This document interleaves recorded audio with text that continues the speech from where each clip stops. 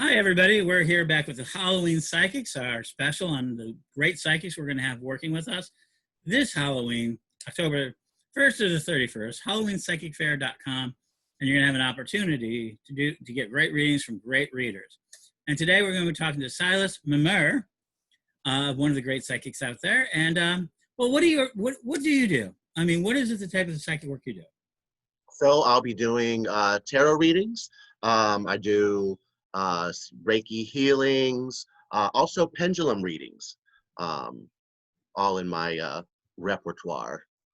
It'll be very interesting to see how we're going to translate that idea of pendulum readings into online and give everybody a great experience. Also, you're not just going to do English. You're fluent in Spanish. So, Pretty close. I mean, I wouldn't completely say fluent, but I would say that I am sufficient enough okay. to communicate my ideas. Modest.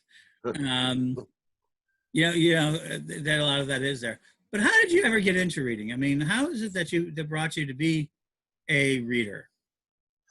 Well, I mean, the pictures on the cards really are, I mean, they always say that a picture is worth 1,000 words.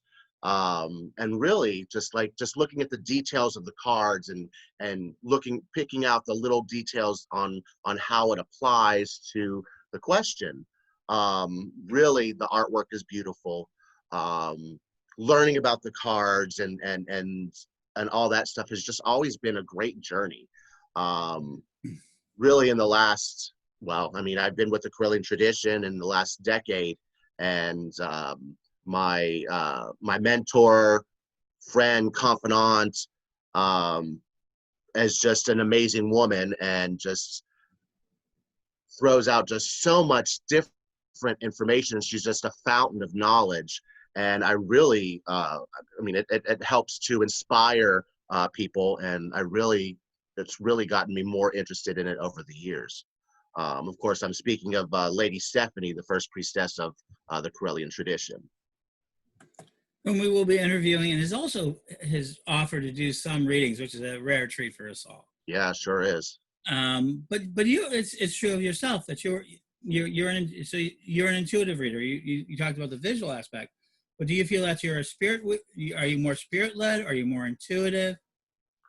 Well, I really think that, I mean, it's really a combination of both. I mean, spirit will help with putting the cards where they need to be. And I mean, using intuition and just the combination of everything really, I think is what helps to give a more accurate reading. To not necessarily tell the person what they want to hear, but let them know what they need to know. So there was, for everybody, there was that first reading you ever did. Can you tell us a little bit about your first reading? Do you remember it? You know, I mean, we did a lot. We do a lot of them group readings at Stephanie's temple. That, I mean, it's just so much fun because like we'll take one card and one person will be like, oh well, this means this and this and this, and then somebody will look at it and be like, oh well, there's this and this because look at these little small details in there. So I mean, we did a lot of group stuff like that. That was a lot of fun. But as far as a specific first reading, I mean, not in particular, but like I did do a reading recently on somebody who wasn't sure if they should, or how a particular decision was going to affect them. They were uh, questioning back and forth on whether or not she was ready to get married, and on how that decision was going to impact her life and everything. And I mean, long story short, I mean, it really was an insightful reading for her. It helped her come to that final decision. And she did get married. And from what I see, I mean, everything has just been going just the way that she needs it to go. So that you find yourself that your readings help provide a pathway or a guide for people. Yes, yes. And so let's go ahead and take it a little bit further on, a little bit deeper about you. I know so many. I know this is very hard for a lot of psychics. I'm learning this over the time that they're so much into the service of helping others that it is difficult for them to talk about in a broad way about themselves. And I know that you have one of these humble natures. You're modest and you're humble. And so, where do you think your greatest strength for somebody who wants a reading with you? What is your greatest strength you bring to the table for them? What is it that you're going to do that makes it worth them getting a reading from you? Oh, that's a great question. So I mean, really, like I feel like I'm a very kind person that I could put things in a perspective that wouldn't make somebody feel very oh well, that's a bad decision. I shouldn't really make that, but I should think about it. Mm-hmm. Or somebody that would feel in a bad I don't know, in a bad light, that they would feel like they got some good information, and that it wouldn't come across in a way that would make them feel like crap or make them feel bad, because there's always options. Right. And really, like, readings are more about advice, take my advice or don't, kind of thing. So just, laying out the options, I mean, things aren't always just black and white. There's all kinds of shades in gray. So, In the tarot deck, there's every color of the rainbow. yeah, there sure is. Absolutely. And so you see yourself as a reader that's basically great at giving the advice based on your psychic intuition, some spirit calling, the way the cards are laid out. How about your pendulum work? How does that work? So I'm actually in the process of getting a nice little pendulum board all set up for me that's more than just a yes or no. Mm-hmm. That, I mean, that specifically works through spirit. Um, so I mean, I'm going to work out the details on how to do it camera wise, so it's not like seeing my face. You're asking a question. Oh well, yeah, the pendulum has said this, but like seeing the pendulum as it's swinging and be like, oh well, it's landed on no.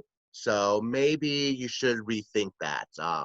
Uh, Also, I mean, just other types of questions, not just definitely or not necessarily confined to yes no questions, Mm-hmm. um, as the people are more think that the pendulum's for. Um, so I mean, there's a variety of things that you can use it for too. So Terrific. So one last question that we're going to bring mm, in, I think that is important. So we're talking about the Halloween Psychic Fair, and for people out there who are more religiously inclined, that's separate of All Hallows Eve, All Saints Day, Samhain. There's a lot of religious implications. But one of the things we love about the Halloween, I love about the Halloween, is that as the secular, the magical permission to be in that secular world where you can set aside some of the ideas that you have of the secular or the uh, ordinary world. Let's call it, I've been starting to use that term of the ordinary world, and that you're allowed, no matter what your faith is, no matter what your practice are, to enjoy some of that Halloween stuff. What is it, some of the things you enjoy about Halloween? so dressing up, everybody Okay. loves to dress up. Dress up is something that you wouldn't normally dress up as. Mm-hmm. Like, I mean, so like something other than, oh well, I'll just dress up as a witch. Mm-hmm. Well, everybody knows that about me. So dress up as something different. The last time I think that I was actually able to have the time to properly do a costume, one of the girls from Temple also dressed up with me. She dressed up as He-Man, and I dressed up as He-Man's sister, She-Ra, and that was a lot of fun. Um, and just the dressing up, the costumes, the parties, the games, really, and just enjoying yourself, enjoying spirit, in whatever form spirit takes, and however they lead you. Yeah, I was hoping to go to a major witches ball this year, which had Niles of the Egypt as its philosophy, That would that would be fun. Visions of the Nile, and that was actually, I had a great costume for that. People may not. I was going to go as my Roman name, Tiberius. Uh, Oh, nice. I was going to go as a Roman to an Egyptian party. Uh-oh. It would have been very appropriate. Yeah. Some people always laugh at that. But I used to love to be dressed up. So people didn't know this. Years before zombies got popular, my favorite costume was a zombie. Nice. Both the New Orleans style as well as the sort of more modernistic. I used to make really great makeup for it. One of the things I think that I like about Halloween, and maybe you share this with me, is the idea that you are more open, that people are more open to psychic and mental stimulation, are willing to look at the world as a little bit different. Yes. Yes, definitely. I mean, on a Wiccan perspective, I mean, we definitely see Samhain as when the time when the veil between the worlds is the thinnest, and easier to speak with those that have crossed over. And I really feel like on people that do not necessarily believe in that are more open at that particular time of the year. And this year is a very special Halloween. Yes, October full 31st, moon. full moon, 25 hours in the United States. Because it's the same day as oh yeah, Oh, it's just it's the first time. Yeah. Oh yeah, people don't realize that. Oh yeah, that's fall back time, time change. right. Yeah, Daylight savings time daylight savings is over, right? on Wow. Halloween night. If it goes a little over Sunday, we push our clocks back an hour. And so the night of it. It's the second full moon of the month, so it's a blue moon. Right, So, right. and as part of our psychic fair ritual, psychic fair, we're actually going to be broadcasting live, um, and we're going to be broadcasting live at our witches ball. We're going to do a live witches ball. We're going to broadcast. Oh, how fun. Yeah, so we can all dress up and everything else. So if people wanted before the psychic fair, if they want to contact you, you can always go to HalloweenPsychics.com, push Silas's button, and it'll give you more information. But how is other ways people can contact you if they wanted to get a little bit of information ahead of time? They can send me an email to silasmimir@gmail.com.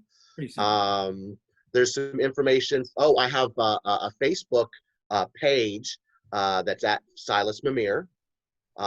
There's some information about me on there. Also through my own temple at the in the Corellian tradition. That's going to be at mysticalrainbow18.wixsite.com/home1. That you can go there also. There's some information about me. That was also in English and Spanish on that webpage. Yeah. This is all going to be a lot of fun. So there you go. Silas Mimir.